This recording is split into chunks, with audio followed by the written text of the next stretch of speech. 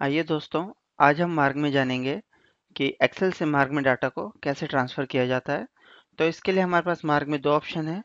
या तो आप रिपोर्ट्स में मैनेजमेंट रिपोर्ट यूटिलिटी में जाकर कॉपी ऑप्शन में जाकर हमारे पास एक ऑप्शन होता है इंपोर्ट मास्टर्स फ्रॉम एक्सेल, आप यहाँ से कर सकते हैं। या फिर हमारे पास एक ऑप्शन होता है मार्ग इंपोर्ट यूटिलिटी, आप इसके थ्रू कर सकते हैं।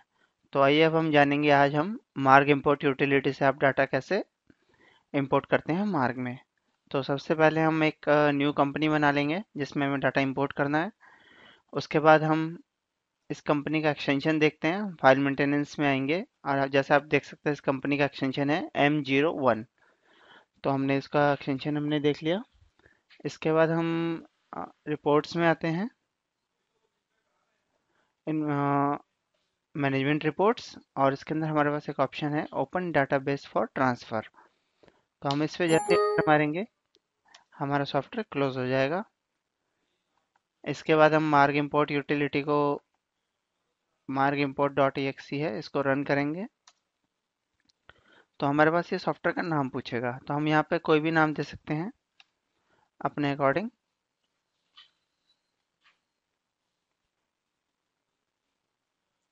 हमें जो भी नाम देना हो।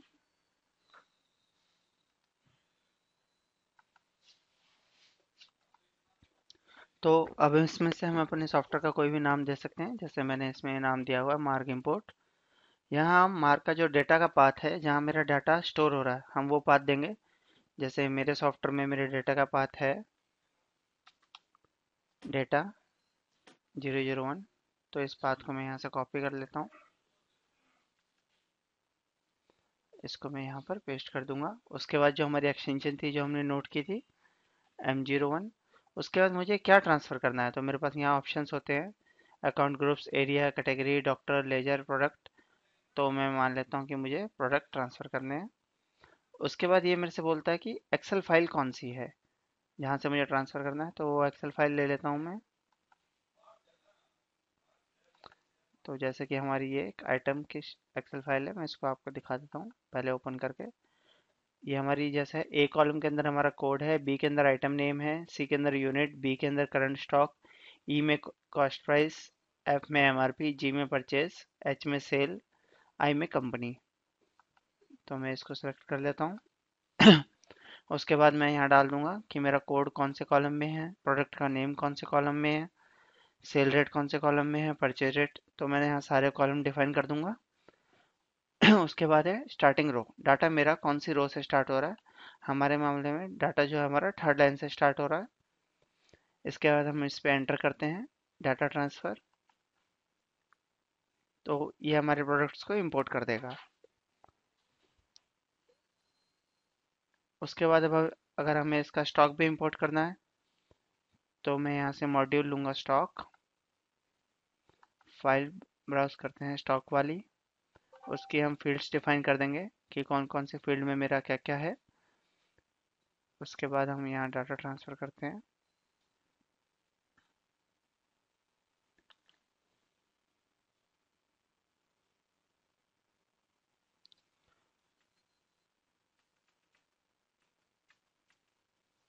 तो मेरा ये स्टॉक इंपोर्ट हो गया, मैं इसको बंद कर देता हूँ। तो आइए अब मार्क ओपन करके देखते हैं।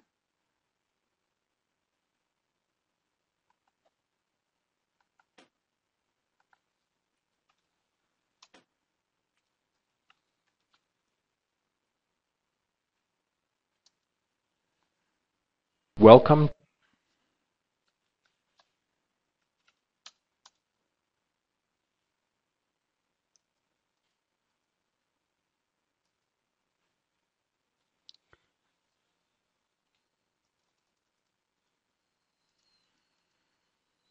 जैसे कि आप देख सकते हैं कि मेरी यहाँ पर आइटम इंपोर्ट हो गई हैं। तो मैं एक बार यहाँ पर एडिट चेकिंग रीराइटिंग चला देता हूँ जिससे मेरी जो आइटम इंपोर्ट हुई हैं वो प्रॉपर व्यू हो जाए।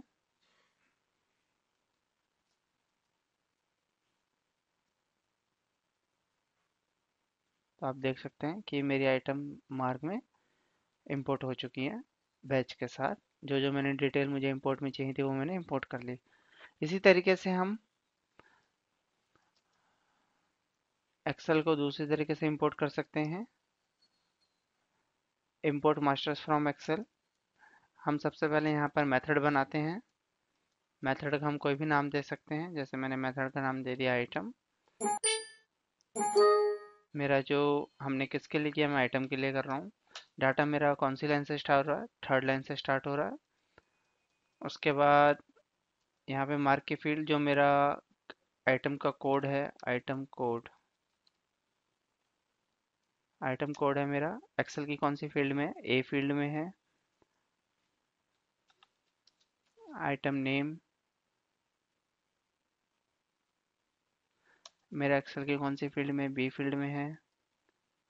यूनिट, आइटम यूनिट मेरी सी फील्ड में है। कंपनी का नेम मेरा आई फील्ड में है। तो इस तरीके से मैं अपना खुद का मेथड डिफाइन कर लेता हूँ एक्सेल फाइल में से। उसके बाद यहाँ आइटम मास्टर इंपोर्ट में आते हैं। ये मुझसे एक्सेल की फ़ाइल पूछेगा कि मेरी एक्सेल की फ़ाइल कहाँ पर है। तो यहाँ मैं एक्सेल की फ़ाइल को सिलेक्ट कर लेता हूँ, ओके करता हूँ। तो ये मेरे से पूछेगा आपको कौन सा मेथड बन से इंपोर्ट करना है। डिफ़ॉल्ट यूनिट मुझे पीसीज रखनी है। उसके बाद मैं यहाँ पर रिसीव टाइप करता हूँ। तो इस तरीके से मेरा आइटम मास्टर दूसरे तरीके से इंपोर्ट हो सकता है। बिल्कुल इसी तरह मैं अपना बैच मास्टर का मेथड भी बना सकता हूँ। मैं मेथड में जाता हूँ, यहाँ पे बैच लिखता हूँ, डाटा स्टार्ट फ्रॉम लाइन 3। तो इस तरीके से मैं यहाँ डिफाइन कर दूंगा आइटम कोड जो मुझे मास्टर फाइल के साथ लिंक करना है, वो मेरा ए में है। तो इस तरीके से मैं अपना एक पूरा मेथड तैयार कर लेता हूँ और उसके बाद बाहर आके अगर मैं रन कर देता हूँ तो मेरे बैच भी इंपोर्ट हो जाएंगे। तो इस तरीके से आप मार्ग में डाटा इंपोर्ट कर सकते हैं एक्सेल के थ्रू, मार्ग इंपोर्ट यूटिलिटी यूज़ करके या मार्ग में जो रिपोर्ट्स के अंदर ऑप्शन है उसका यूज़ करके।